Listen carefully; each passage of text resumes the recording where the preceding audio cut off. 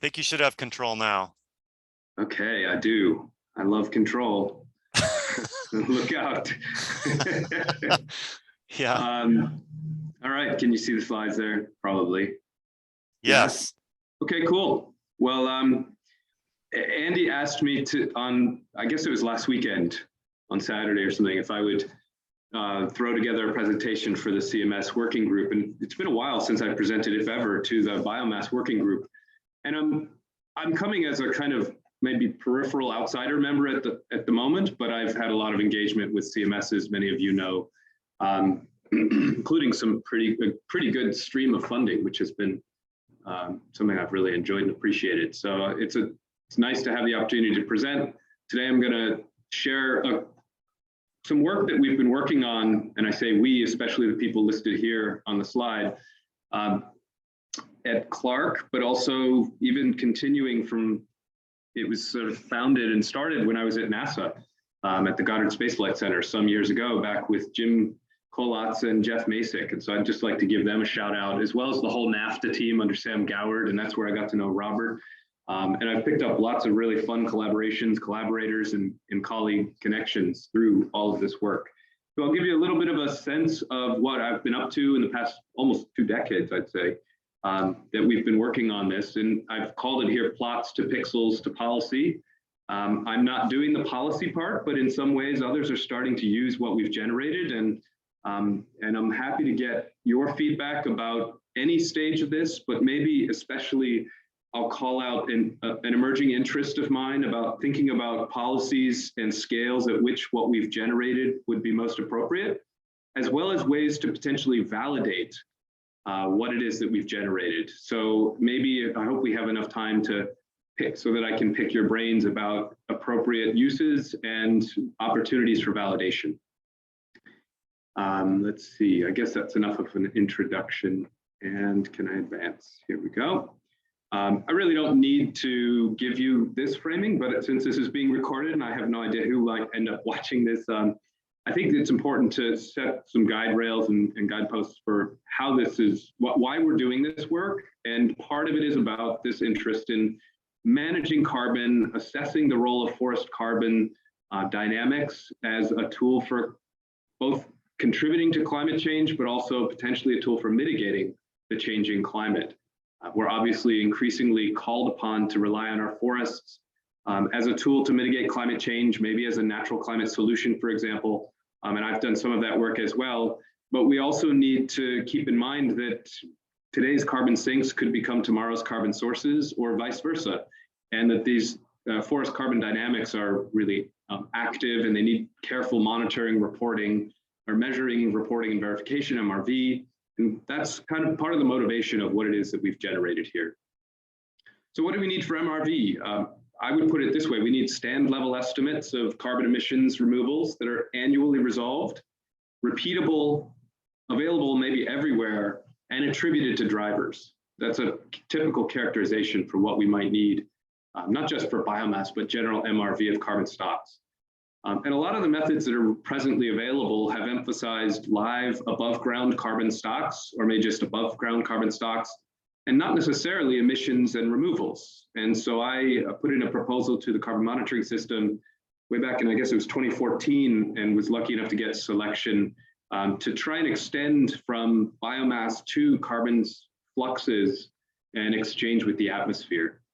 Also, a lot of the currently available approaches and data sets have been ambiguous about the mechanisms underlying and driving the carbon dynamics we see in landscapes. We also lack, in a way, wall-to-wall coverage in many of these projects, and maybe don't really have the full forecasting capability that we might hope. So I'm not saying that our work addresses all of this, and certainly wouldn't necessarily do so in the best and optimal way, but we've sought to develop something that might provide an MRV type capability for the conterminous US, or the lower 48. And the opportunity really rests on a series of great data sets and a way to put those together for a holistic analysis and framework. So we have remote sensing of disturbances like the North American Forest Dynamics product, that Hansen product, and Global Forest Watch, and others. Also, we have data sets, usually kind of one-off snapshots in time of biomass stocks within forests and other landscapes.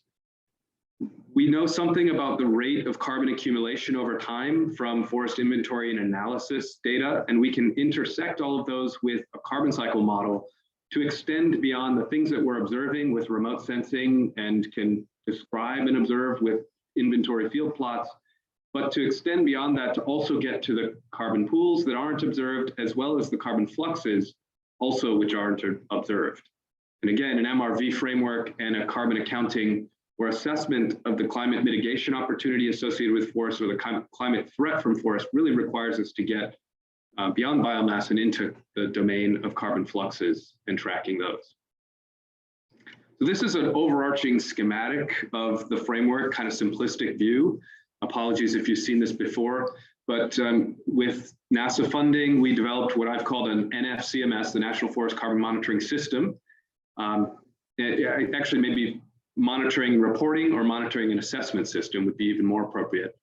And it gives you a sense of what it is that we incorporate. As I said, we use FIA data and we sample the FIA database with a validator according to forest type group and productivity class, and describe above ground biomass with stand age with yield curves, the classic yield curves. We use that as an input or a constraint in really a regression utilization of a carbon cycle model, so that the carbon cycle model reproduces forest above ground biomass yield that's consistent with the FIA data. So that's one important dimension.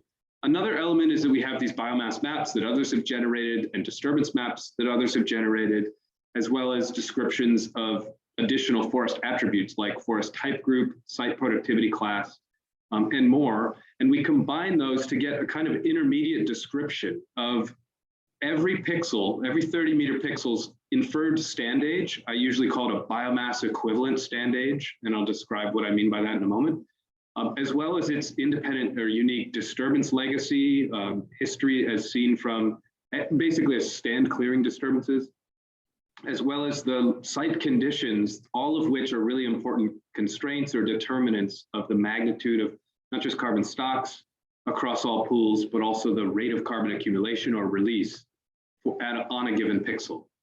We combine those two elements to generate what is in a way our core deliverable, which is annual maps of carbon stocks and fluxes at a 30-meter resolution. And I say nationally, we're talking about the lower 48 states here.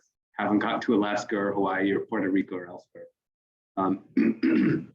And the purpose, I'd like to mention also that the motivating factor for generating this data set was largely to perform state, regional, or maybe landscape level analysis of carbon dynamics. Our target wasn't really 30-meter pixel description of what's happening on a given tract of forest, but really more to use the best available information we can at that scale to understand what's happening at coarser scales as a way to do CMS, carbon monitoring, and assessment work at these larger scales, to understand regional carbon balance, to understand how it's being driven by patterns of harvesting and regrowth and wildfire or bark beetle attacks, and to study time series at larger scales, not just at the pixel scale. At the same time, what we've generated has some great utility for displaying and depicting what's happening at that much finer resolution, as you'll see. And I think there's a lot to be learned from that. But an important caveat is to say that really that pixel level detail in many cases, in most cases, is still informed in part by a kind of a regression to the mean or an average description. So in some way, the minimum mapping unit or the detail of our product, while displayed at 30 meters and analyzed at 30 meters, is really at a coarser scale. And it's surely no substitute for what we do when we think about, say, what we need to do as we manage tracts of land, as we consider conservation priorities and landscapes, as we consider RED projects or things of that nature, or try to figure out where to reduce fuels or where the next harvesting should be. Those kinds of activities and decisions rely on in situ, on the ground, local knowledge, and it's really important to keep that in mind. So in some ways, what we've generated is meant ideally for regional scale assessment, visualization of landscapes. Maybe it's a screening tool for decision makers who operate on a finer resolution than regional, but it needs to, their work needs to be married and coupled with the traditional other sources of information. Sometimes there's confusion about that, so it took some time to mention it. So let's take a look at this upper left-hand box and what's involved there. This is kind of an old slide, but I think it gives a good description of how we use FIA data, as shown in the red circles, sampled in 20-year stand age increments or intervals, to describe the classic yield curve kind of information of above ground live biomass. This is for a Pacific Northwest, Oregon, Washington, Douglas fir high productivity stand. And we've forced our CASA model, displayed here with the black lines, to go through those data. We adjust a couple of parameters to characterize the growth and accumulation over time to match the yield curves, as seen in this eValidator sampled data set. By doing so, we end up obtaining a whole suite of descriptions of other carbon pools, as well as things like net ecosystem productivity, which is really one of the important attributes of carbon flux that we were most interested in capturing. And beyond just the Douglas fir high productivity, which is shown here in that solid black line on the right, you can see there's a lot of variation from forest type to forest type, and hopefully patterns that look familiar to you or match what you might expect. Doug fir tends to be some of the highest productivity stands, but when you go from high stand class or stand index, stand productivity sites to low, you see reduction in the net ecosystem productivity following a stand clearing disturbance. Similarly, as you go from a Douglas fir forest to maybe a ponderosa pine forest, or into, let's say, elm, ash, and cottonwood forest type group, you see lower peak NEP and carbon accumulation rates. Going to give you, we did this for 9 regions across the United States, the lower 48, and for all forest type groups that occur within those regions, and for high and low productivity class sites, to get a suite or family of curves that are representative that we then use to essentially paint pixels. I'll tell you more about that in a moment. I also want to give you one more example. In fact, we changed our method of matching the data, the modeling. You can see there's a much broader spread in our family of curves. With this more recent example, this is for the Northeast with a Maple Beach birch forest type group of high productivity. Again, the red symbols here, pluses, represent the FIA eValidator samples, and all of these colored curves on the left illustrate our attempts to get the model to match those yield curves statistically sampled. So there's much more spread that we're capturing at this point. And if I was just to zoom in on, say, a 40 to 90-year-old stand age, and maybe this highest accumulating curve, you look over to the right and you can see that that site that started at a 40-year biomass equivalent stand age and became 90 years after an additional 50 years of growth, of course, has more biomass. It sees some accumulation of coarse woody debris as well as below ground biomass, not just above. We have a cumulative carbon storage across all of these pools of about 6 kilograms of carbon per square meter of ground in that forest over a 50-year period.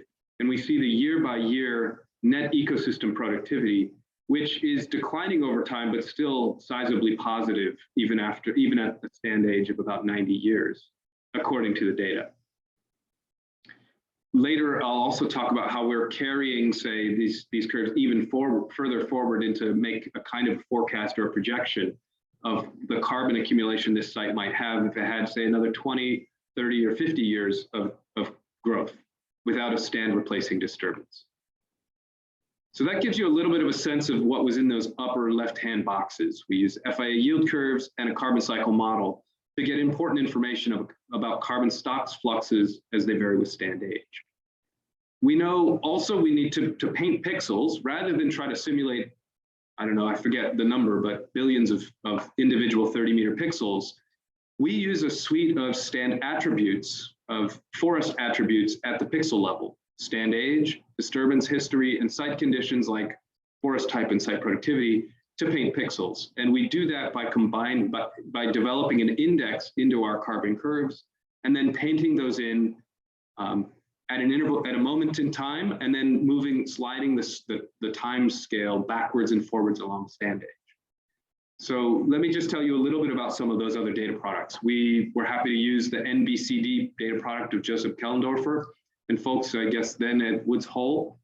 This is a data set that's been, again, developed by others, and we're just simply using it as shown on the left.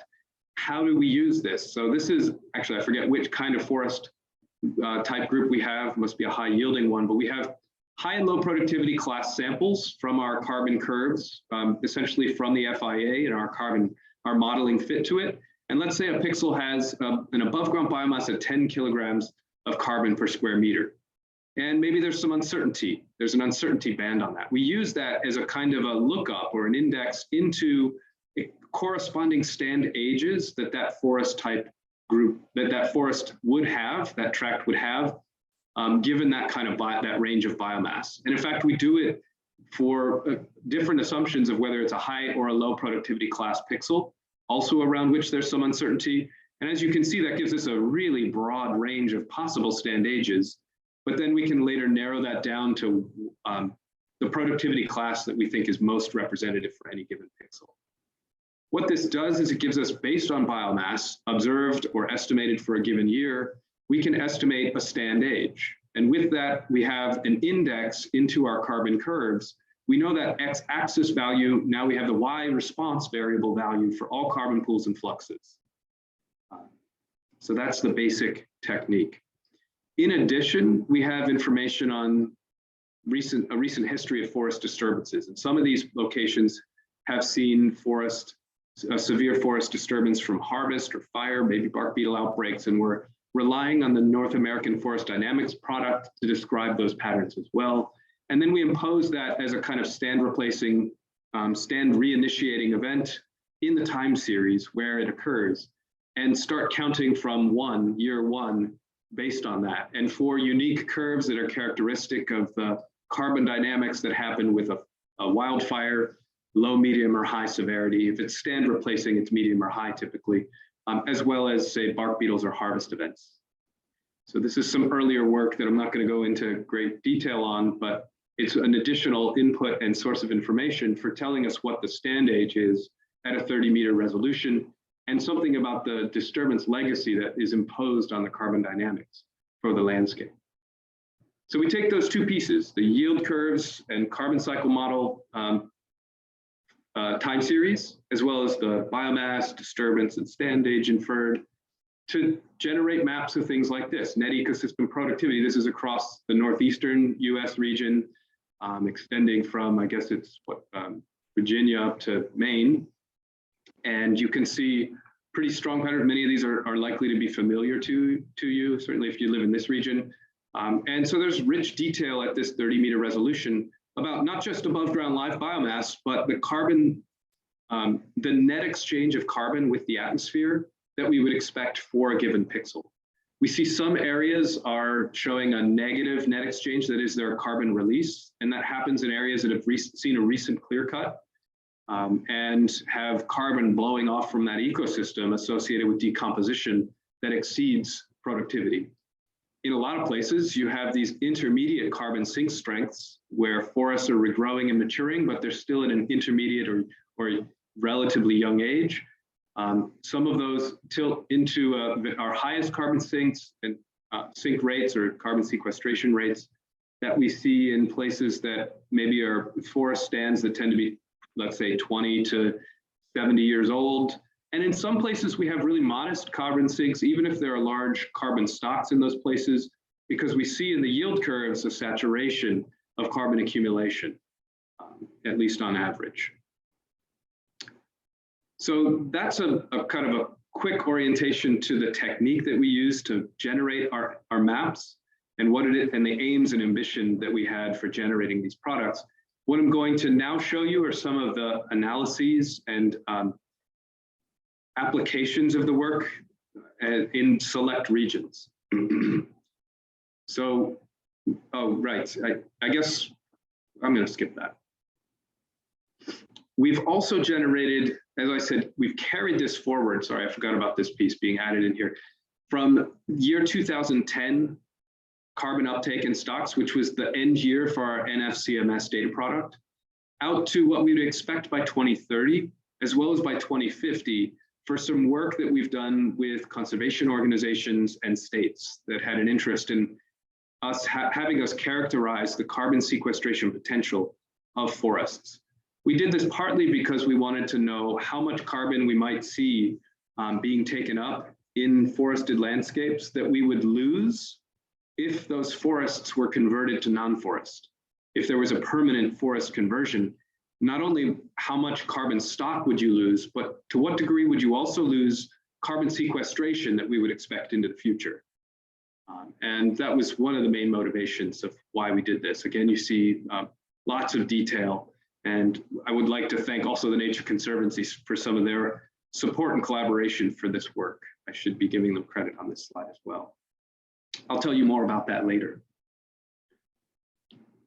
The Nature Conservancy was generous enough to and interested in having us insert this into their resilient lands mapping tool. Mark Anderson developed pretty cool data visualization. You can see the link here in a tool that's being used by, say, conservation organizations and others to figure out lands that might be of higher ecological value, higher priority, that meet a whole suite of important needs and opportunities as people consider the value of different tracts of land, at least according to a set of criteria. They wanted to include and insert our forest carbon data, which is now also freely available online at one of the ORNL, at the ORNL DAC.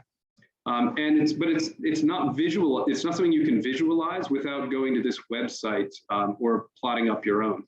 I love this website because it allows people to get a national scale picture, to zoom in on local regions, to study the variability in carbon stocks across their landscape, as well as to gain some insight into the local to regional patterns of where we can expect more or less carbon sequestration into the future. You also can toggle on and off a national land cover data set to get a sense for other elements of the landscape and study the accuracy and overlap with the data set that we've generated. And I think one can just gain a lot of insight into what's happening in the landscape. I've highlighted here an example from Natick, Massachusetts, partly because these urbanized, relatively high density areas often present a challenge for the tools that we have. There are some places where it works great. I'm going to show this yellow rectangle where it's an area of high carbon stock. It's we infer that it's a relatively mature stand, and it happens to be a park. And so that makes a lot of sense. It's a sort of remnant, relatively old age forest within a mosaic patchwork of relatively urbanized areas. This might even be the Mass Pike, Interstate 90 going by. There's another area over here where it's a relatively low carbon stand. It's still forested and it's young. We infer that it's young, and that too makes sense to us. There's another area where the biomass map told us that it's a low carbon stock forest. If you look at the NLCD data and just map data underlined, you'll see that it's probably not even a forest at all anymore. Maybe it's a residential region. And it's an area where our techniques would say you have very high carbon uptake potential if a forest was to grow from this very low carbon stock along a yield curve. But that's not likely to happen. And this is just another example of one of the challenges of doing this kind of work at a national scale for every pixel.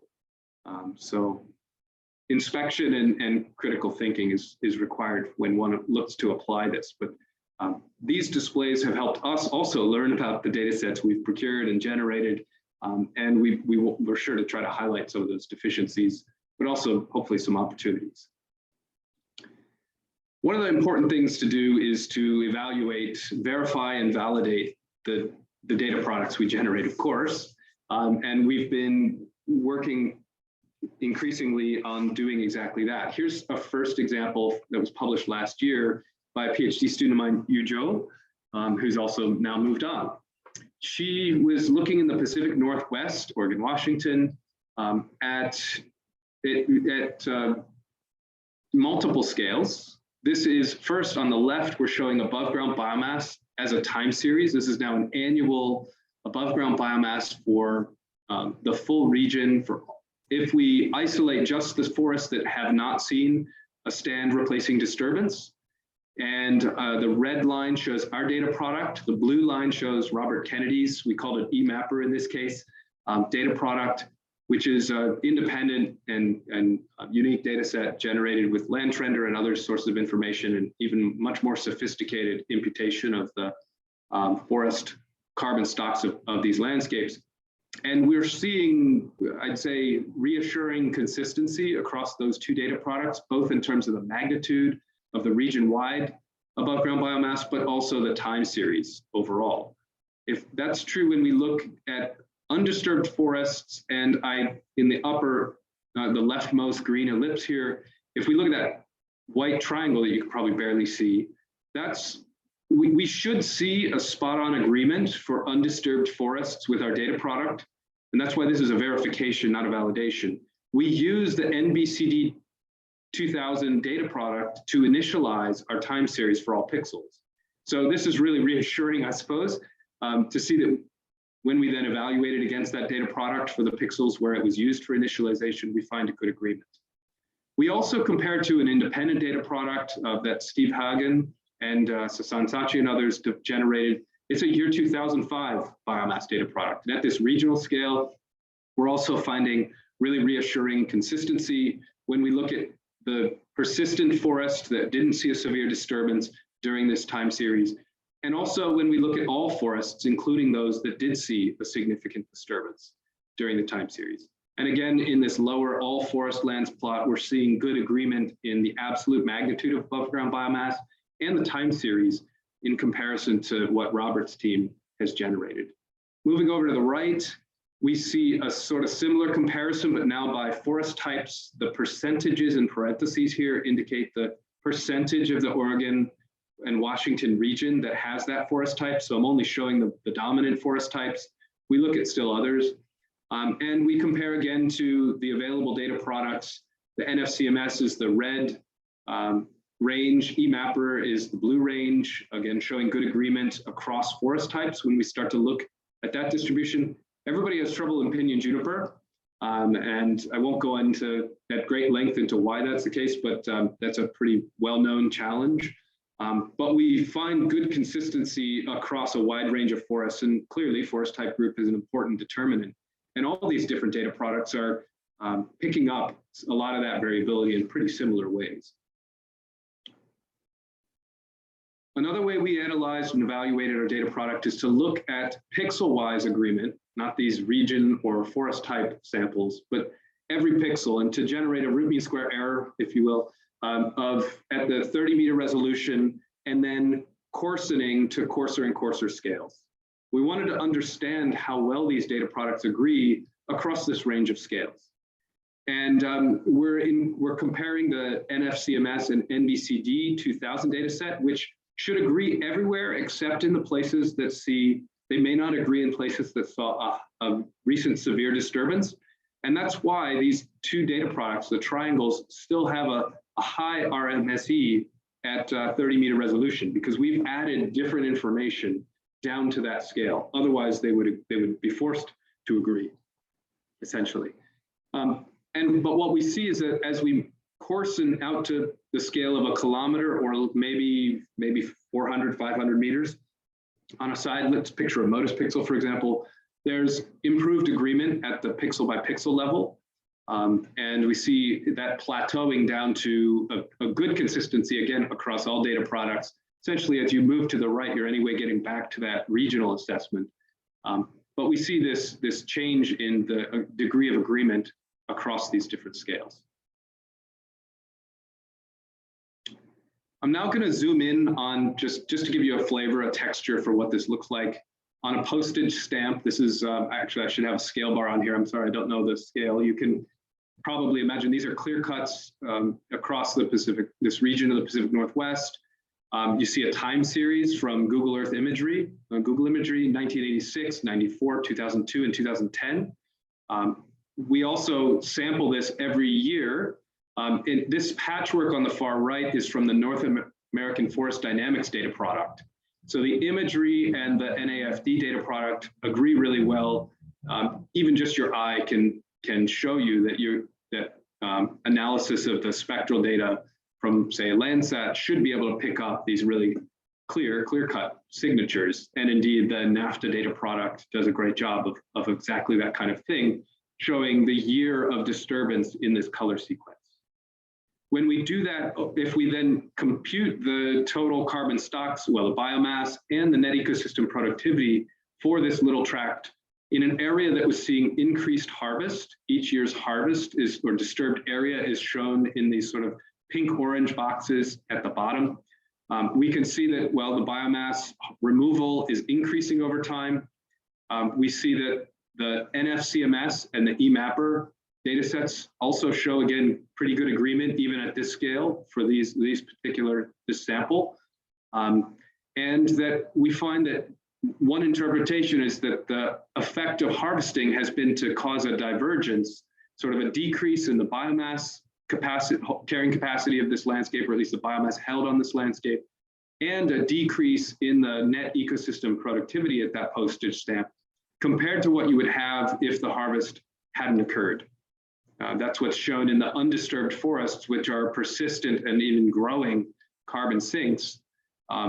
You see a divergence for the areas that have seen clear cut, which is really no major surprise. Now, of course, regrowth is also happening in these landscapes. And so if you were to halt harvesting or even to continue it, you would still see most likely a positive net ecosystem productivity over time with forest regrowth. So this is not to suggest that you get a total reversal necessarily, especially as this plays across the landscape in a heterogeneous pattern. So lots of detail in here, and we can go into more later, or you can read the paper if you like. We look at a range of scenarios, other postage stamp examples like this, where we look at areas that have seen severe burning, as well as maybe decreased harvest regimes and so forth. Stepping back out to the regional scale, this was my intention all along in why we generated the NFCMS, because I was curious about and interested in regional accounting and reporting, maybe state level as well, of things like what's shown on the right. These are time series of, in green, net ecosystem productivity for the full forested landscape of the Pacific Northwest. In black, we have the net atmosphere exchange, or the net exchange with the atmosphere, when we also include the harvest emissions that occur off-site. We keep track of the amount of biomass that was harvested, as well as we track the fate of how quickly that is emitted to the atmosphere, shown in these orange open circles. When we add the net ecosystem productivity to the fire emissions and the harvest emissions, we recover this black line, the net ecosystem exchange with the atmosphere for the forest lands and maybe the forest sector as a whole. In the blue, we show what others sometimes report, net biome productivity, and what's different between the net ecosystem exchange with the atmosphere and the net biome productivity is that the NBP, net biome productivity, assumes that all of the harvest is promptly emitted to the atmosphere. It's actually not. And so that's why you see a divergence between those two. But what we see is that there is, in this region, there's some temporal variability, but an enduring and persisting net carbon sink across the region. We see that large fire years, like it's shown in, I guess, 2002, can not only degrade or decrease the sink strength of the forest sector or the forest lands, but it actually can cause a change in sign in some cases, depending on which case, which accounting net terminology you're using. We also see that while harvest itself offsets a very large fraction, I think about 75% of the total net ecosystem productivity, if you compare those magnitudes, it leaks out kind of slowly when you track for the fate of that and its emission to the atmosphere. Now, of course, these emissions, these harvest emissions that I'm accounting for, are only those associated with the harvests that occurred from 1986 to 2010. But there's leakage and emission from past year harvests, prior harvests, that are being imposed on the atmosphere.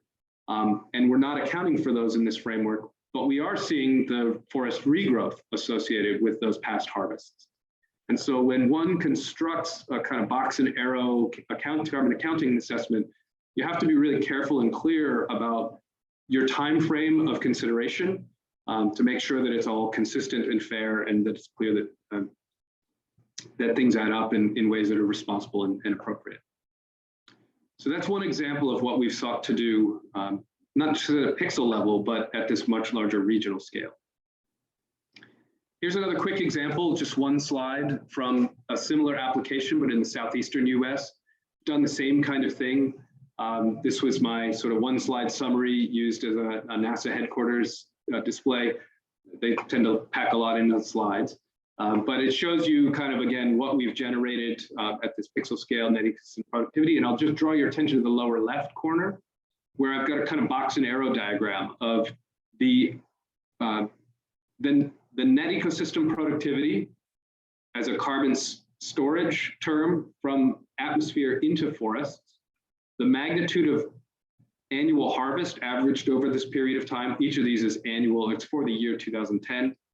And notice that the net ecosystem productivity in the Southeast is actually smaller than the harvest flux. So there's a net reduction in carbon stocks in forested landscapes in the Southeast, we estimate in the year 2010.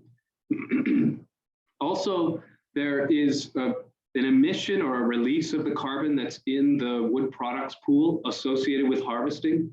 We estimate that that's smaller, but of similar to overall magnitude, rough order of magnitude with the harvest. So the harvest, the inputs of wood into the wood products pool is of similar magnitude to the release from the stream of wood products. And it's actually especially overwhelmed by, from a greenhouse gas reporting perspective, by the accounting also not just for CO2 as a chemical emission, but methane.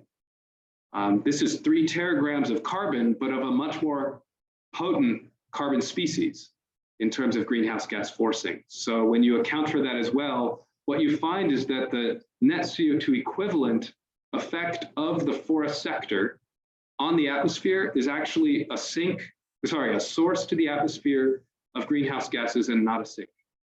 That is a source of radiatively active gases. So it's really important to keep track not just of the carbon units, but actually the chemical species, the CO2 and the methane, and to report CO2e. And it was a surprise to us to find that in spite of this sizable regrowth sink in the forest lands, there's so much harvest and so much release, including in the form of methane, that actually the effect of the forest sector and its operations is to actually warm the planet rather than cool it across the Southeast. Another thing that we've been doing is working with states to generate state-level reports. We're doing this as through our collaborations with the U.S. Climate Alliance, and we were funded by the U.S. Climate Alliance Natural and Working Lands Group with Doris Duke Charitable Foundation funds to support our collaboration to help states get a sense of the carbon sector, the forest sector carbon dynamics, to think about how to develop this into their greenhouse gas inventory and reporting, and also to consider the opportunities where they exist to improve or enhance carbon sequestration and sinks in forest sector, maybe avoid deforestation, and possibly even to expand forest cover, although we haven't been doing that kind of work in detail. But this is just an example from, I guess, Vermont, and it's showing a data table that we've generated for the state and all the states of New England, the states that we were collaborating with, showing the 1990s, 2000, and 2010s forest area. We were assuming a constant forest area in this analysis. We report the area per year or per decade that was disturbed, that saw disturbed, and the percentage that was seeing disturbance, and then the above ground biomass, below ground biomass, coarse woody debris, leaf, roots, soil carbon, ecosystem carbon in total for all of these decadal windows, as well as estimated out to 2030 and 2050. An important caveat is that those 2030 and 2050 estimates are carrying forward all year 2010 forests as if they did not see a harvest or a severe disturbance of some other kind. That's a really important caveat because we know that especially in Western US landscapes, but really in all of our forests, some of these forests are likely to see a stand clearing disturbance and might even be converted to non-forest. So these estimates are would need to be taken with that consideration in mind. We also have extended this to, I didn't show the data table results at the time of producing this slide, but we estimate annual harvest removals at a state level, the emissions associated with those removals in the wood products sector, from the wood product sector, wildfire emissions, as well as the land area that's seeing forest conversion in general overall, or specifically to categories like agriculture and development, where we have the most confidence in being able to be sure that those are real conversions and not just forest clearing and regrowth cycles. And we estimate the emissions associated with those forest conversions, both in terms of the emissions from the deforestation and carbon removal offsite and decomposition onsite, but also in terms of lost or foregone carbon sequestration that would have happened in the absence of the loss of that forest.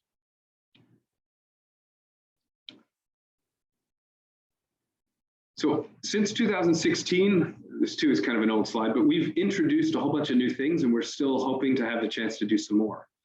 As you've seen, we introduced a wood products fates and accounting element to our framework. We're using the WoodCarb 2 model. We've gone into time series mode, perform annual accounting, as you've seen in a couple of our regions, the Pacific Northwest and the Southeast. We've also been assessing and comparing to biomass time series and considering their potential use as a new kind of constraint or input to our data sets or to our framework. We're studying forest loss and conversion and the carbon legacy imposed on the atmosphere of those events. We're also, what we haven't done, but we are considering doing or could potentially do would be to study scenarios. We have, I think, a good set of tools to be able to explore the potential carbon impacts at large scale of altered harvesting regimes, disturbance regimes, or maybe shifts in the way we use wood products. There are lots of tools for exploring those sorts of things, and we think ours is one as well. Furthermore, as I said, we'd like to do some further validation. We'd also like to consider ways in which we might potentially be able to use repeat measures from FIA plots, maybe as part of a validation exercise to see how well we're doing, not just at a pixel level in terms of stocks at a given moment in time, but the carbon accumulation over time, on average, probably over many pixels, according to the repeat measures that we now have available. Joe, my former PhD student, has done some additional work, which I just sort of threw together here. I wanted to tell you about how we've been extending to other carbon pools, also observed by the Forest Service or estimated by the Forest Service. Historically, we've been using just above ground biomass, but also we have snag pool information, coarse woody debris information, something about forest floor fine litter, as well as soil organic carbon. And we've explored in a paper that is in preparation, hopefully submitted soon, ways in which we can constrain our modeling framework to also force a consistency with those additional data streams. So for example, in the model, we have a whole bunch of carbon pools that really would be equated to the aggregate forest floor litter that that the Forest Service reports. We of course have our above ground live wood. We also have a standing dead snag pool. We have a coarse woody debris pool, and we have a soil carbon pool. And we started to examine the consistency of our modeling. I think this was for Douglas fir in the Pacific Northwest. That's what this example is. Not just using above ground biomass as a constraint. Actually, this is 4 different forest type groups, sorry, from left to right, but also looking at those other pools. And we identify all kinds of challenges. We don't do a pretty good job at reproducing or capturing the litter dynamics that the Forest Service expects and reports. The soil carbon is all over the map in the observations and in the modeling. And so it doesn't provide a particularly valuable constraint. But snag pool and coarse woody debris are useful constraints, and we've explored a kind of parameter optimization that's hierarchical, that looks at using above ground biomass only, or possibly, and then adding standing dead and coarse woody debris and forest floor litter as additional constraints. What's shown across the bottom here are 4 different key model parameters that we try to constrain.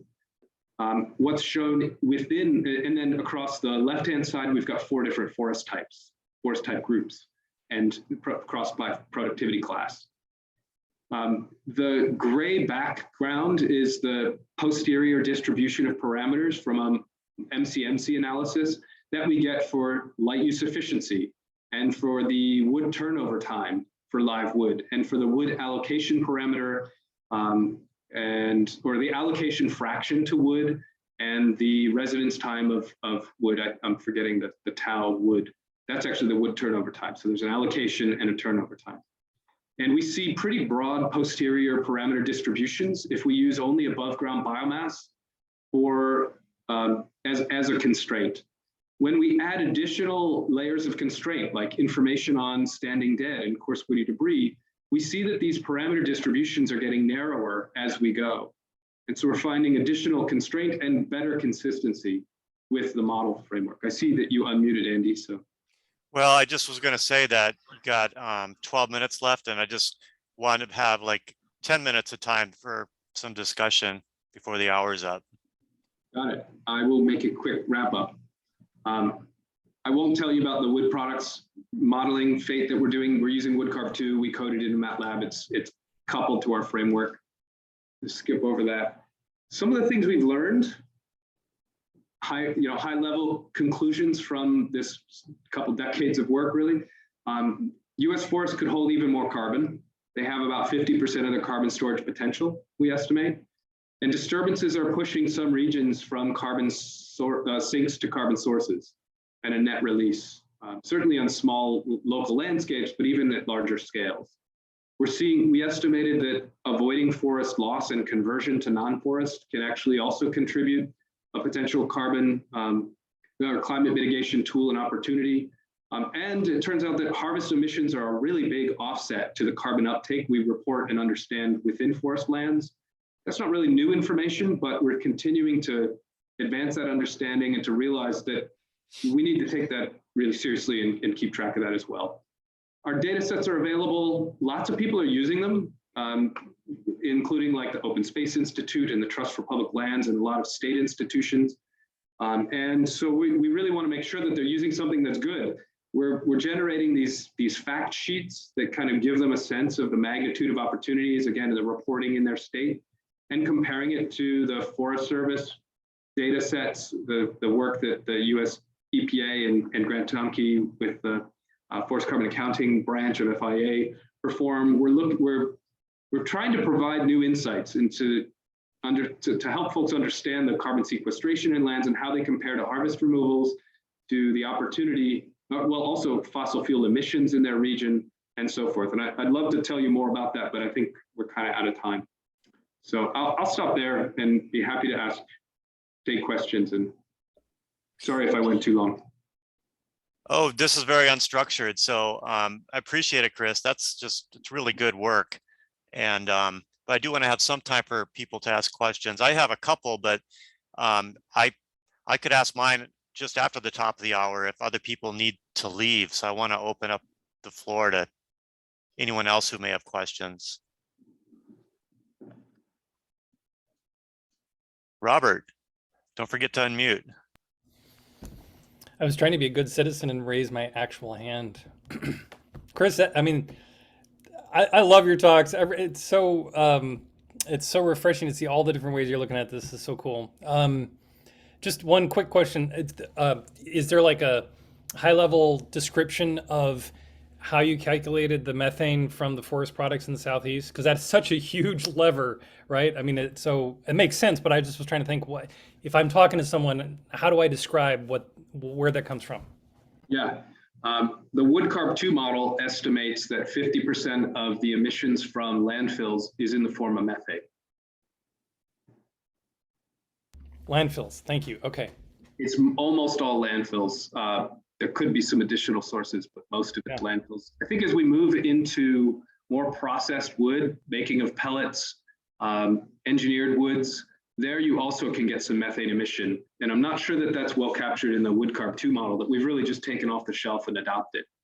One of my research scientists has started to look into that to a certain degree, and we're just not finding excellent information on it. So it's a huge uncertainty, I would say. And yet we know methane leaks out, and we know that wood products are decomposing in landfills, at least some of it.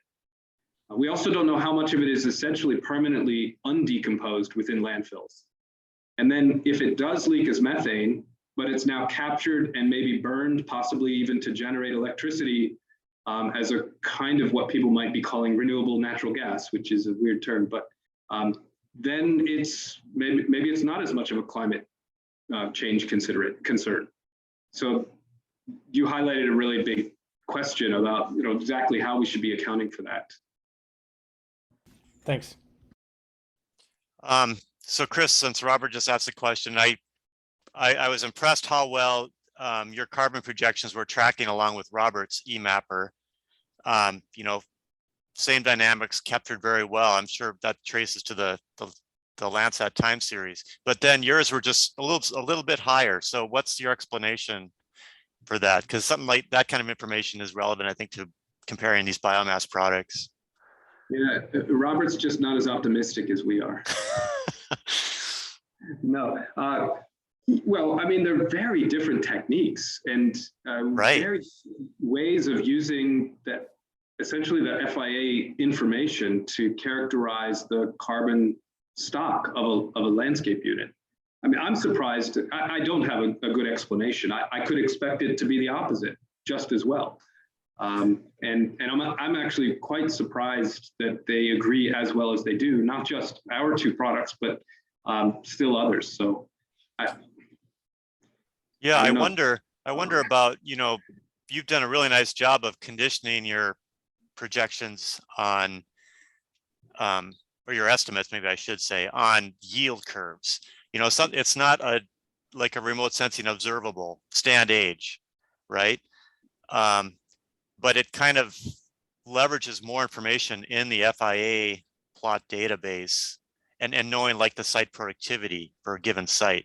So I'm wondering if that optimism might trace to, those yield curves or having maybe there's more productivity at these sites than we're accounting for by kind of using more models that are more driven by the remote sensing observables than what you're doing. I'd love to hear your take, if you're willing, Robert, to just articulate kind of the way in which your 30-meter biomass data product uses that forest, I guess the FIA data to inform that pixel level detail. Yeah, let me just say that I'm always impressed when any of our stuff matches anything else, right? It's like, it's that classic thing, where modelers believe people who do measurements and measurements believe people who believe modeler. Like, none of us, we all know the warts and whatever of our own thing.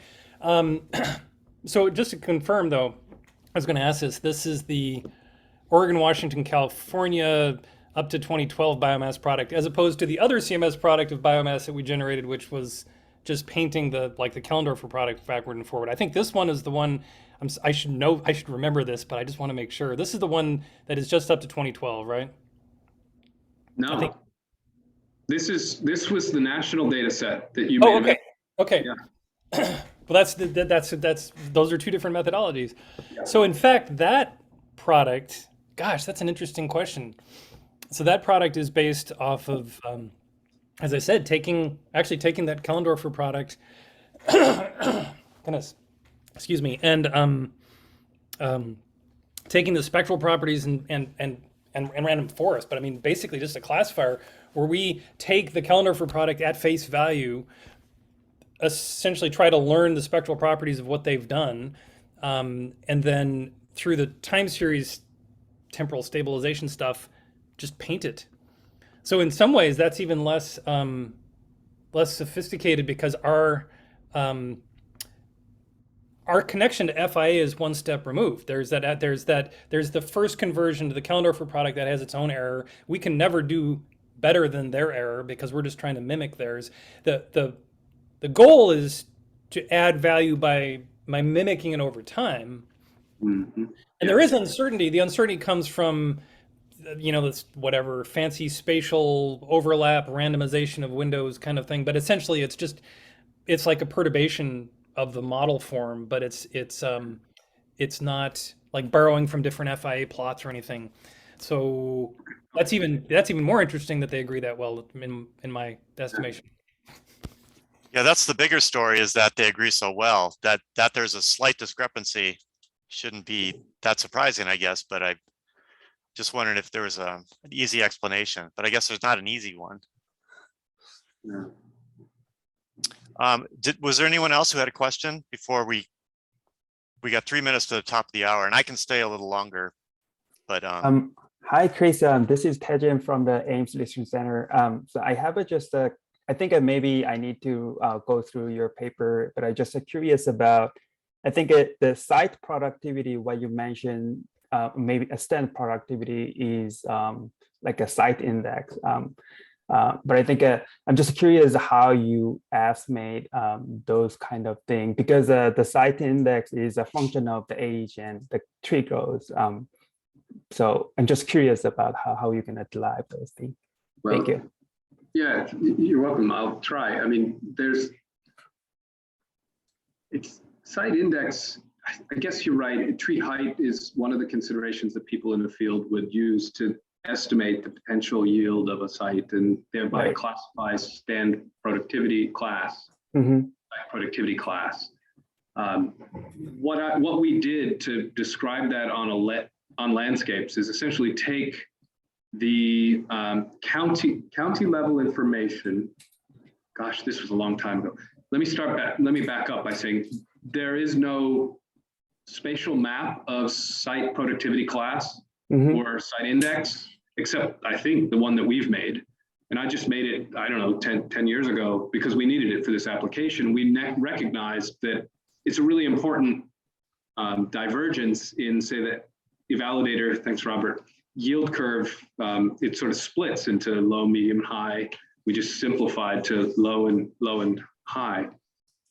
So I generated at a county scale a description of across the US of the fraction of the county that is of high or of low productivity with a sampling of the FIA data at that county resolution.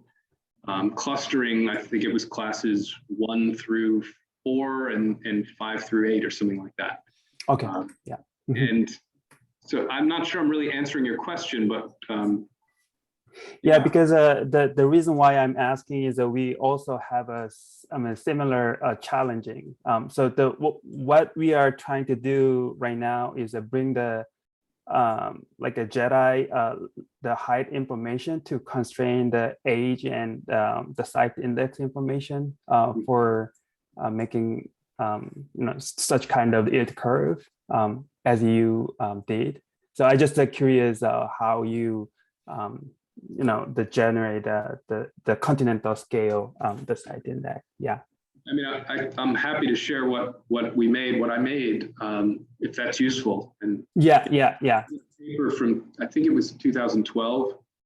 Yeah, I will check your publication. Yeah, thank you so much. Pleasure. okay, people are dropping off because they probably have other things to do. But Kevin or Iman, anyone else? Good question. Thank you so much. It was a great talk. Thanks, Iman. Thank you. Nice to meet you. Nice to meet you. Thank you, Chris. Chris, I have one burning question. I think I'm just going to ask you one, but if you could back up your slide. So you had a slide where you showed a biomass on top, then you had snags, coarse woody debris, forest floor, and then soil carbon. That one? I'm not seeing it. Just show your screen. Oh, sorry. I thought I was. Are you seeing that? Yeah, that's it. Okay. So I've myself gotten really interested in this forest floor component. And so I see that the model projections just aren't responding. Yeah. What's your explanation for that? It's not going to be a satisfying one. Yeah. Essentially, why does our model not capture an accumulation of forest floor litter that's gradual over time first of all, it doesn't see a slow, like a decline in the carbon inputs for long enough, probably. I don't really know why. It's, I guess,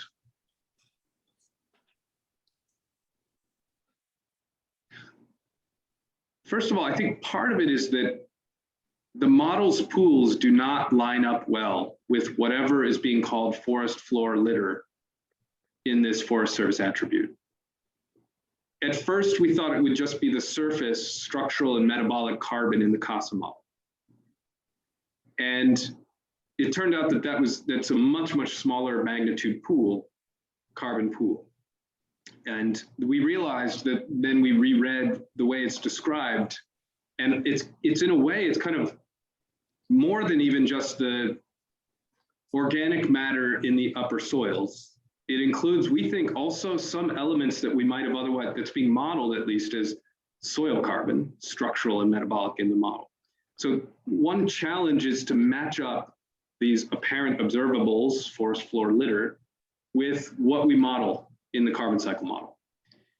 But even that challenge notwithstanding, I think no matter how we try to match this up, the model's temporal dynamics in those pools will not reproduce the pattern we're seeing according to the Forest Service.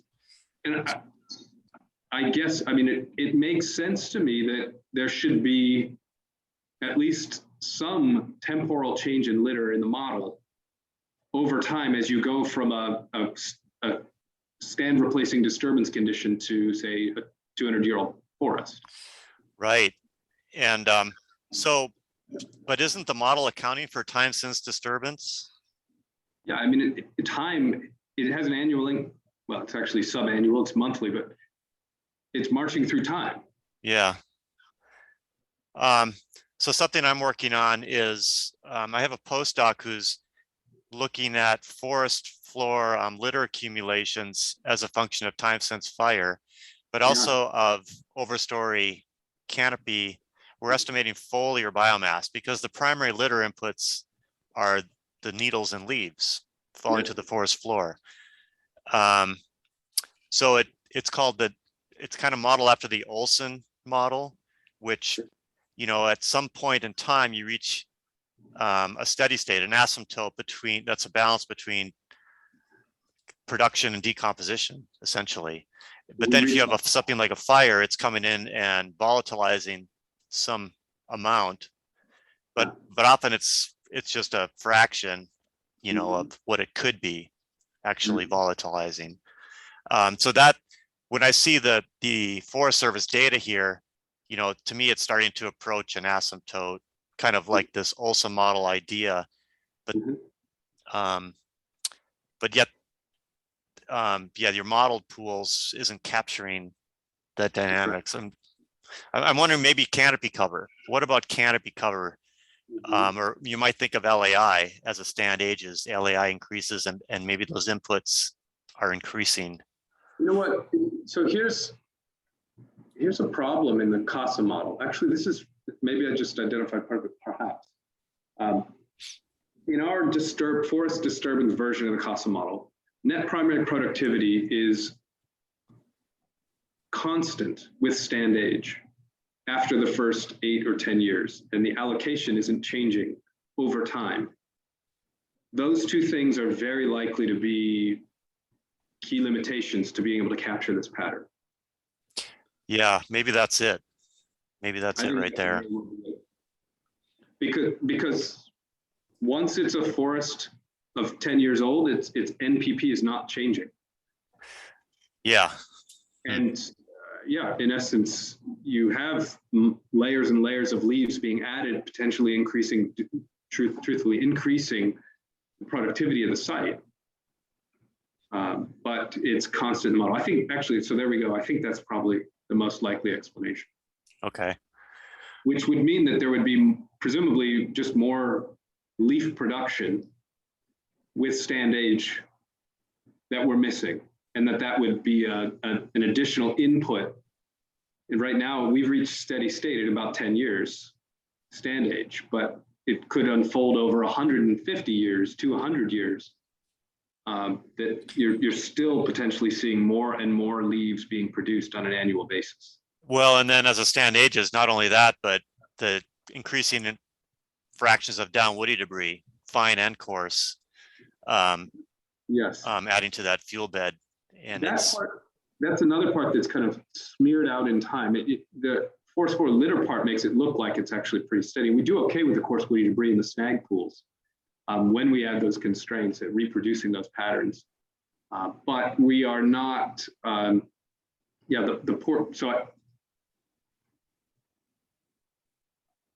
mean, as we know, true mortality tends to be a punctuated series of events.